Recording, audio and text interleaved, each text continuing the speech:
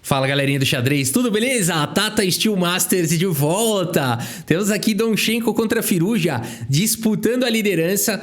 Também veremos Praggnanandhaa contra Zhu Jun, a campeã do mundo. E também o Wei Yi, super grande mestre chinês, contra Jan Nepomniachtchi. E depois também veremos como é que está a classificação aqui do Tata Steel, tá bom? E antes, uma dica para você que quer entrar na área de tecnologia, quer trabalhar ou já trabalha na área de tecnologia e quer aí um upgrade de carreira. E a dica para vocês é a escola online Alura, a maior escola online de tecnologia do Brasil, tá bom? E na Alura você aprende de verdade, porque a Alura é uma escola de verdade, uma escola com professor, com comunidade no Discord e modernamente com Luri, com inteligência artificial, com tudo que você precisa ali para aprender. Como é que funciona? Você vai escolher, você vai fazer uma matrícula nessa escola. A matrícula te dá direito a acesso a todo o conteúdo, tá bom? E você vai escolher uma formação, para você não ficar perdido em meio a todo aquele conteúdo, você vai escolher uma formação que te interessa. Essa formação é uma trilha de cursos onde você vai aprender ferramentas novas,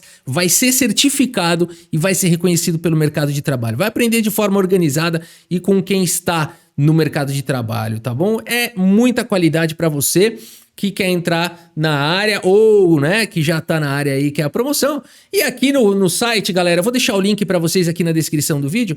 Vocês conhecem os discursos aqui, os depoimentos, né, de quem já mudou de vida com os cursos da Alura. É muito legal dar uma olhada nesses depoimentos, porque são várias histórias. Cada uma diferente, tem transição de carreira, tem empresário que não estava feliz, tem a menina que era atriz, tem cada história legal, bacana, né? A gente vê como é que realmente nessa área basta querer, né? Estudar, se dedicar e aí você, enfim, insistir, perseverar, como tudo, né? Mas a Alura é um belo caminho, tá bom? É um belo caminho para você não ficar perdido por aí, tá bom? Então aproveita aí e além de tudo pra galerinha do canal Xadrez Brasil tem desconto, tá bom? Pelo link que tá aqui na descrição, um belo desconto aí na matrícula. Aproveita essa dica então e já se matricula, tá bom? Vamos dar uma olhada então aqui nas partidas. Olha só, a gente tem aqui, eu trouxe a primeira do Donchenko contra o Firouzja, galera. E a gente tem aqui uma abertura de peão-dama, onde a gente tem um gambito da dama recusado, vamos falar assim, na variante aqui das trocas. E seguimos agora com o bispo B4 cravando o cavalo. Cavalos são desenvolvidos, o peão dá suporte no centro, esse bispo quer jogar. Aqui o bispo foi questionado, ele poderia tomar, preferiu voltar. Persegue-se o bispo não tem muita opção. E aqui, cavalo em E4 foi jogado com uma bela pressão aqui para cima, tanto do bispo quanto do cavalo. O Donchenko tranquilamente segue com o cavalo D2. Que lance é esse, né? A gente já estranha aqui um lance que oferece um peão logo na abertura aqui, esse gambito. Vamos ver qual que é a ideia, né? Mas a partida seguiu com o melhor lance, segundo os computadores, que é eliminar o bispo, esse forte bispo, né? Agora, também seria possível capturar aqui em C3, por exemplo, se cavalo por C3, peão toma, bispo toma, a torre atacada sairia e o bispo volta e as pretas ganharam um peão e ainda, né, continuam preservando aí o par de bispos. Poderia ser jogado dessa forma, mas por que as brancas fazem isso? É porque elas vão começar a atacar fortemente na ala do rei e as pretas não podem, vai demorar muito para fazer um roque na ala da dama e também não é muito seguro com essas avenidas, né? Então as brancas a longo prazo podem jogar de uma maneira bem dinâmica e explorar bastante essas fraquezas que foram criadas aqui com o avanço desses peões e as peças aqui mal desenvolvidas. Muito interessante esse gambito aqui do Donchenko, hein? Sofisticado, vamos falar assim. A partida seguiu com o cavalo toma, peão toma. E agora o cavalo vem para B6. Temos o desenvolvimento do bispo, aqui também se desenvolve o bispo. Não está muito claro se o Firouzja vai querer rocar, fazer o grande roque. A3 questiona o bispo volta e a dama vem para o jogo. Temos aqui o avanço do peão, a dama atacada volta e aqui as pretas solidificam sólida a posição do Firouzja, hein? Apesar desse estouro de peões que ele fez aqui na ala do rei, ele restringiu bem aqui as peças do Donchenko, não parece ter nenhum problema imediato. Seguimos com a subida de torre valente aqui do Donchenko. Firouzja segue manobrando o cavalo. O peão avança, né? As brancas ganham espaço, perdão, para suas peças. E o Firouzja chega atacando aqui todo mundo, né? E nessa posição, meus amigos, Donchenko vai para uma ideia bem criativa. Ele segue com peão toma. Olha o perigo da posição. Deixou a torre aqui. Tá atacando o bispo. O bispo tá cravado.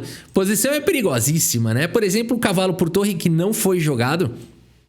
peão por bispo, e o Firuja vai ter problemas porque ele tá com esse rei no centro, apesar de que os computadores ainda falam que dá para jogar essa posição, apesar de ser um pouco melhor para as brancas aqui, né? É de fato muito estranho jogar com o rei assim exposto dessa maneira, escancarado dessa maneira, por isso o Firuja prefere simplesmente recuperar aqui o peão, não vai para cima da torre, não se sente ambicioso, e a partida segue com torre H1, colocando a torre em segurança.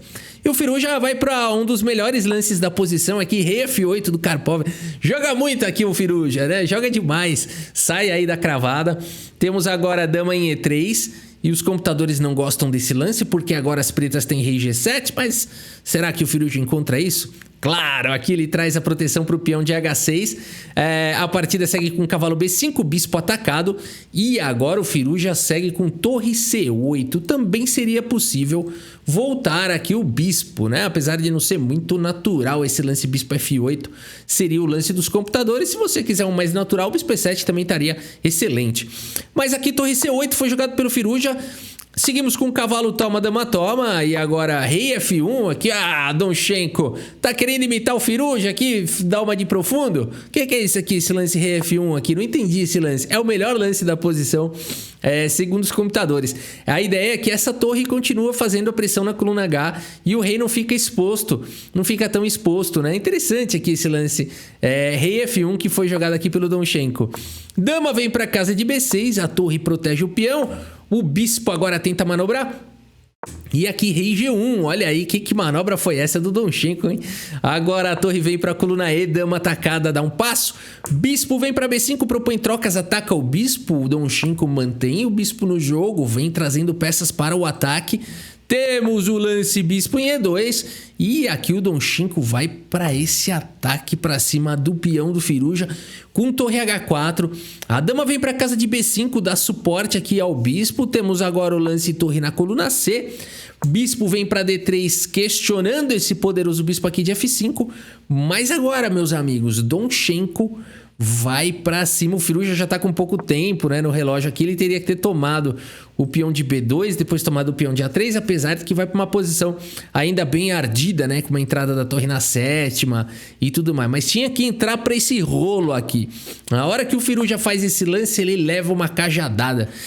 Torre C5, jogado agora pelo Donchenko, ele tem aqui atacando a dama que é a defensora do bispo, a dama tem que vir aqui para a triste casa de A6, continuar aqui, né, protegendo o bispo, mas agora o Donchenko segue aqui com o bispo por G4, os computadores preferem torre por G4, mesmo sacrificando qualidade, mas aqui bispo por G4, um excelente lance do Donchenko. Firuja tenta um contra-jogo com torre cheque, o rei sai e aqui H5.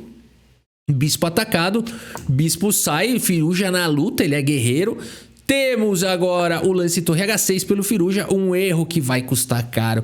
Com o tempo caindo, a Lireza Firuja vai para esse lance torre H6, quando ele poderia jogar o lance dama em E6. Não há muitos lances mais para a Lireza Firuja, mas era importante defender o peão de D5, era importante deixar a dama dando suporte aqui para a torre e deixar a dama mais próxima aqui do rei. Dama em E6 é um lance praticamente forçado. Ou então bispo G6, talvez também um pouco mais fraco, tá vindo G4, então era importante jogar esse lance dama em E6.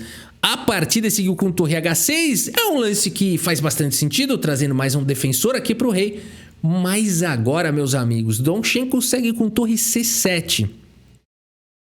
Uma torre na sétima extremamente perigosa.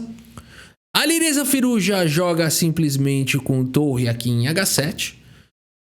E nessa posição, o Donchenko vai para um lance de arremate, meus amigos. Se você quiser dar pause nessa posição e tentar encontrar, vale a pena. E eu espero que você tenha encontrado a sobrecarga aqui em F7, né? Bispo por H5. E nessa posição a Lireza Firuja, meus amigos, que estava aqui na liderança do torneio, abandona aqui a partida. Abandona porque não dá mais, pessoal. A pressão em F7 é gigantesca, então você não pode descuidar, né? Por exemplo, jogar um torre por H5 aqui, tá vindo simplesmente torre por H5 e se o cavalo sair daí, é checkmate aqui em poucos lances, né? Aqui você joga dama H7. Ah, tô brincando. Aqui você joga dama F8 com cheque. Você vai vir com dama G8. Tem várias maneiras aqui de dar mate, tá? A gente vai buscar alguma aqui que o computador tá falando. Mas aqui o fato é que o rei tá exposto demais. E queira ou não, em poucos lances aqui. Não tem muito como escapar, né? Aqui tem que começar a entregar. Aqui tá defendido, né? Aí joga um dama C8. A linha ainda é longa, né? Assim, é o rei exposto, né, pessoal? Acho que a questão a linha pode ser longa, mas não faz sentido ficar jogando uma posição onde tá tudo desmoronando, né? Você tem que cobrir de torre aqui, não cai nem a dama. Leva mate com o cavalo H4. Quer dizer, isso aqui tudo é uma grande balela, tá? Mas vamos fazer aqui. Isso aqui é uma grande balela. Claro que não ia seguir dessa maneira, mas é só pra mostrar... que realmente não dá para jogar, né? Existe uma pressão em F7 que é insustentável, não é indefensável, né? Então, por isso, as peças chegaram para atacar, a posição vai entrar em colapso. Donchenko muda a dinâmica aqui do torneio com essa vitória para cima de Alireza Firouzja. Vamos dar uma olhada aqui mais que rolou aqui. Temos o Praggnanandhaa agora jogando contra a campeã do mundo, Jun Weijun. Vamos ver aqui como é que vai ser isso daqui, né? Temos aqui uma abertura de peão do rei. Aqui os cavalos são desenvolvidos. Temos mais uma italiana. Aqui a Jun Weijun coloca pressão no peão central e o Praggnanandhaa, meus amigos, nessa posição. Joga cavalo G5, olha aí! Não, foi por burocrático D3 aqui, né? Eu falo que esse lance aqui é burocrático, que tem que vir para cavalo G5. Olha aí, gostei de ver o Praggnanandhaa jogou esse lance cavalo G5. Existe uma pressão em F7 e a questão é como defende isso, né? E aqui só existe uma maneira de defender, que é jogar esse lance D5, criando uma barreira. E depois de peão toma, cavalo em A5 ataca o bispo. Não dá para capturar em F7. Por isso o bispo cheque, o peão cobre atacando o bispo. Temos trocas, o bispo atacado, volta para D3. E aqui, pessoal, se você não souber jogar isso de brancas, você vai perder. Apesar das brancas terem um peão a mais, as peças não estão desenvolvidas.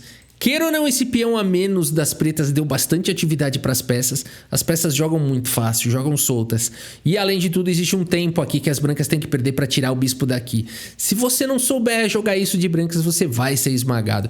Uma linha possível é jogar com dama em F3. Eu confesso que é bem estranho tentar ir para essa armadilha. E nas vezes que eu joguei dama F3, na maioria delas eu perdi. Não é uma coisa que vai funcionar na maioria das vezes. O melhor lance mesmo, segundo a teoria moderna, é voltar o bispo para D3, aonde está controlando aqui a possível volta do cavalo e tudo mais. Vamos ver como segue. Cavalo D5 foi jogado pela Jun Weijun, abrindo um ataque para cima do cavalo. E a gente vê que esse peão aí a mais das brancas sai meio caro, né? Aqui tem que andar na corda bamba. O Praggnanandhaa vai para o melhor lance aqui da posição. Também é possível jogar, na verdade, a volta do cavalo para F3. É bem estranho, né? Ficar quase levando um garfo aqui. Mas H4 foi a escolha do Prag. Temos o lance dama em C7 e aqui os computadores falam que o melhor lance é bispo por H7. Cara, é muita ousadia jogar um lance como bispo por H7. Eu acho que um ser humano não, assim, a não ser que ele tenha preparado muito forte com o computador, né? Não é muito natural jogar um lance tão instável quanto o bispo por H7, né? Por isso, o Praggnanandhaa prefere controlar aqui a casa de C4, permitir o desenvolvimento de peças. H6 foi jogado, o cavalo volta. E aqui F5, cara. Tá saindo caro esse peão aqui que o Praggnanandhaa tem a mais. O cavalo de E volta para C3. Cara, o Praggnanandhaa jogou bem rápido tudo isso, né? Aqui que ele levou 11 minutos aqui para pensar. Acho que agora ele saiu do livro dele. Mas olha isso, né, cara? É muito arriscado jogar isso aqui que ele tá jogando contra a Jun Weijun. Ela segue com o cavalo em F6 e agora o bispo vem para B2. Bispo D6 foi jogado e aqui cavalo vem para casa de A3. Um desenvolvimento maluco aqui, uma partida bizarra. E4 ataca o bispo e agora dama em E2, o único lance da posição. Você poderia pensar em voltar ao bispo, mas isso, as pretas ganham muito espaço, teriam muita compensação pelo preço de um peão, né? Então é isso que é o mais arriscado dessa partida, é muita coisa que você faz por apenas um peão. Em geral não dá bom isso para as brancas. O Praggnanandhaa foi muito corajoso ou ele se preparou muito para isso. Dama em E2, por isso que a turma joga D3, que eu falo que é o burocrático e tal, né? Roque foi jogado pela Jun Weijun e agora bispo em A6 exclama. Cara, ele andou estudando esse menino, ele tá achando todos os lances. Bispo em E6 mantém a atenção no jogo e agora cavalo C4. Dá um duplo aqui nas peças. Ele quer trocar. Bispo B4 foi jogado. E aqui, grande rock jogado pelo Praggnanandhaa. Que estilo esse indiano, hein? Ele tá sendo influenciado aqui pelo Viswanathan Anand. Ele tá hoje o número 1 da Índia. Passou o Anand de rating. Esse menino aqui é um fenômeno. Ramesh Babu Praggnanandhaa. Cavalo B7 segura a partida. Bispo toma, dama toma. E aqui F3, atacando o peão central. A torre vem para a coluna E. Temos agora o lance cavalo em E5, centralizando o cavalo. Jun em Jun soltou o braço aqui com C5. E agora torre de H em E1 foi jogada. A Barilda não gosta muito desse lance da Jun em Jun. Fala que isso daqui pode abrir a coluna F. Enfim, coisa de máquina. A partida seguiu com torre de H em E1, peão toma, e agora G toma, e agora abriu a coluna G, Praggnanandhaa vai pra cima. Cavalo vem pra casa de H5, torre G1 foi jogado C4. Temos cavalo toma, dama vem pra casa de E7, o Praggnanandhaa já tem 2 peões a mais aqui. E a Jun em Jun já não tem mais a vantagem do desenvolvimento, nem nada disso. O Praggnanandhaa, pelo contrário, é ele que tá atacando já. Existe uma pressão enorme na casa de G7. Esse cavalo, por enquanto, tá defendendo, mas ele não é tão estável assim. A partida seguiu com A3, questionando o bispo. Temos bispo toma e dama por peão. Que coragem. Praggnanandhaa segue com dama em E5, ameaçando torre por G7. Consequência de checkmate. Dama em E7 faz a proteção e agora a torre de D em E1. Cravando aí o bispo. A dama dá um passo pro lado, sai da cravada. Cavalo vem pra casa de D6. A coisa tá estranha pra Jun em Jun, hein? Ela joga com torre em E7. A dama vem agora atacar o cavalo, ataca o peão. O cavalo volta, cai o peão de H6. O peão aqui tá cravado. A coisa tá feia aqui pra Jun em Jun. A Jun em Jun segue agora com dama por cavalo. Que bela sequência aqui do Praggnanandhaa, hein? Esse lance aqui. A dama tava até agora protegendo aqui o cavalo. Ela fala, eu vou pro mate. Vamos ver aqui. Depois de, então, dama por cavalo, o Praggnanandhaa segue simplesmente com bispo por cavalo, meus amigos. E nessa posição, Jun em Jun abandona aqui a partida. Abandonou porque não dá mais. Apesar de existir aqui... Aqui tem que tomar, né? Uma pressão muito, muito grande em G7. Aqui, apesar de existir a possibilidade de dar um cheque aqui, né? Dama por A3, é meio assustador. Você pode jogar rei B1, pode dar algum contra-jogo aqui, alguma tentativa desesperada para Jun em Jun. Por isso, rei D1 aqui. E não haveria o menor perigo. Não há nenhum cheque descoberto perigoso, né? Por exemplo, a dama também não tem acesso aqui à casa de A1. O rei tá seguro aqui, né? Então, qualquer lance, dama volta, você pode continuar simplesmente, naturalmente, aqui o seu ataque.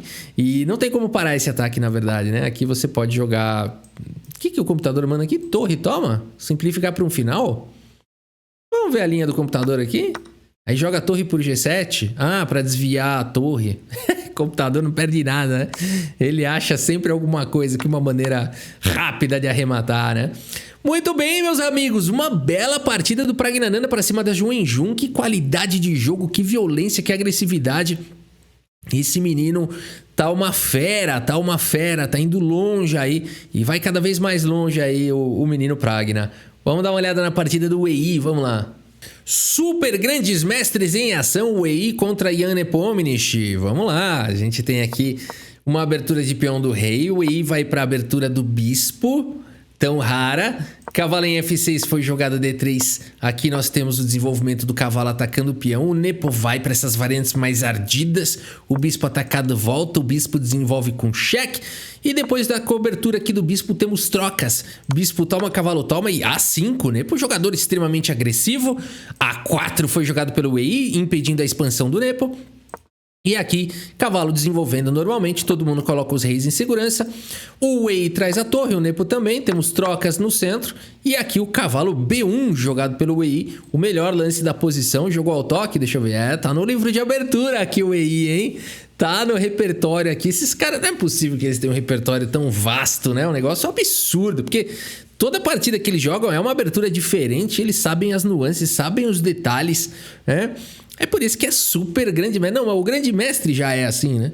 É que esses são super porque eles sabem ali um detalhe ou outro ainda mais, né? De abertura, de tudo, né? Então, é incrível.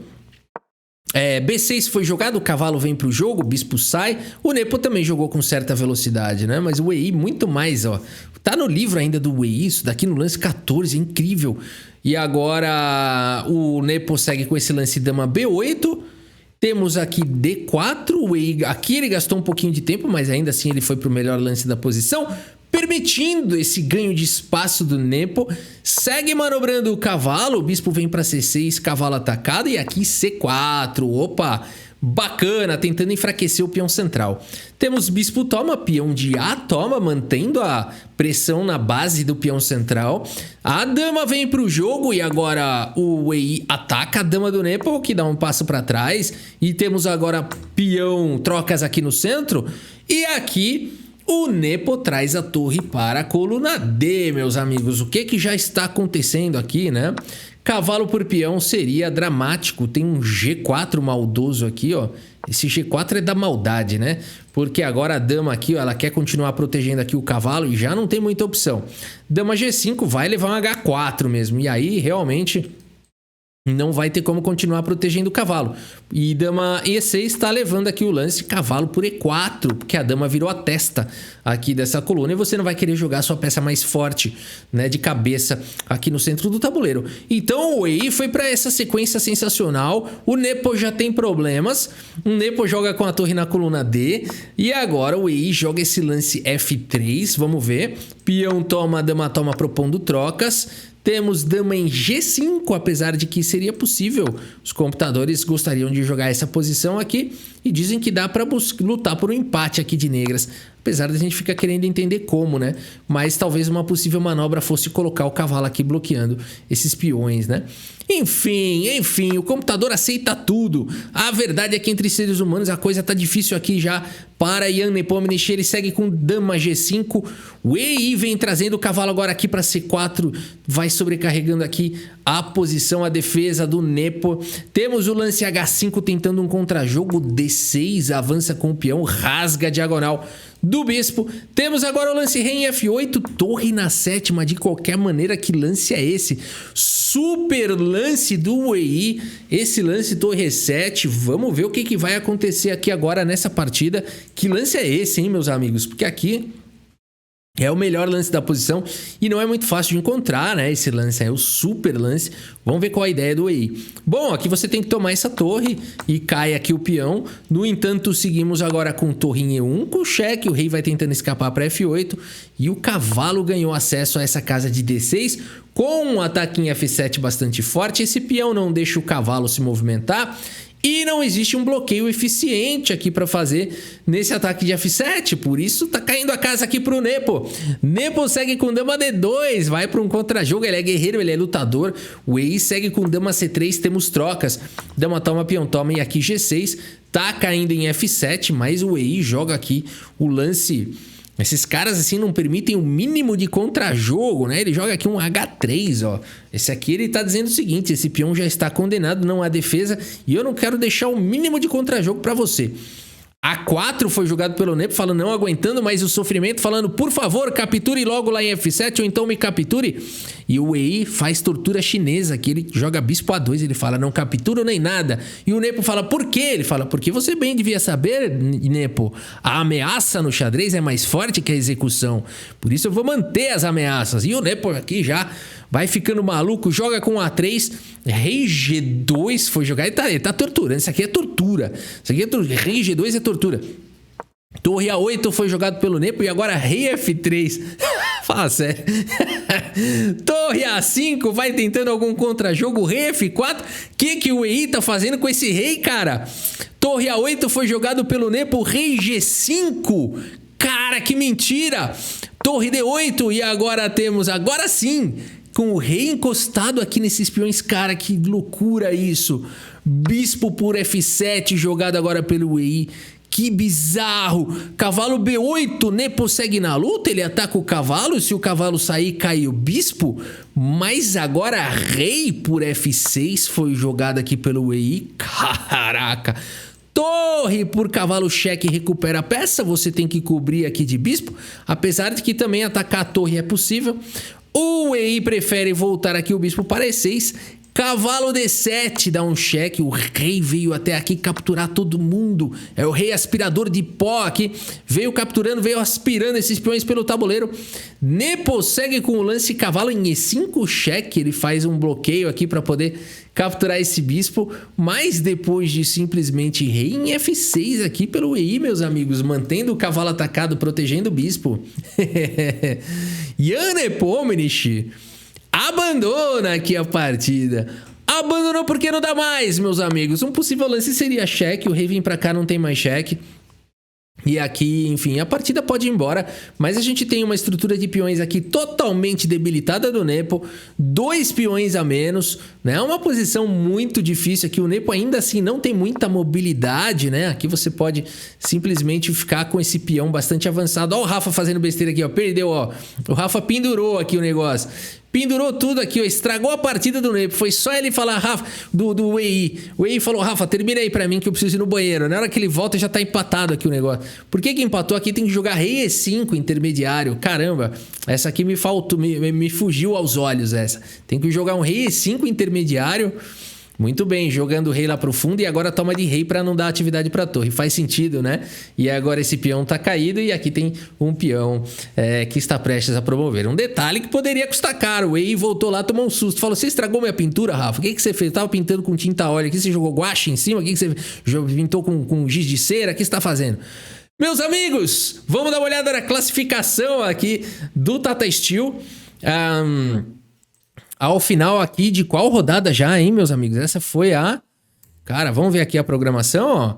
Essa já foi a 9ª rodada, mas ainda tem bastante, ainda tem mais 4 rodadas. E vamos ver aqui a classificação. Mudou bastante coisa, hein? Nodirbek Abdusattorov, junto com o Giri, Praggnanandhaa e o Gukesh estão na primeira colocação. O Giri que é filho de indiano também, não é isso?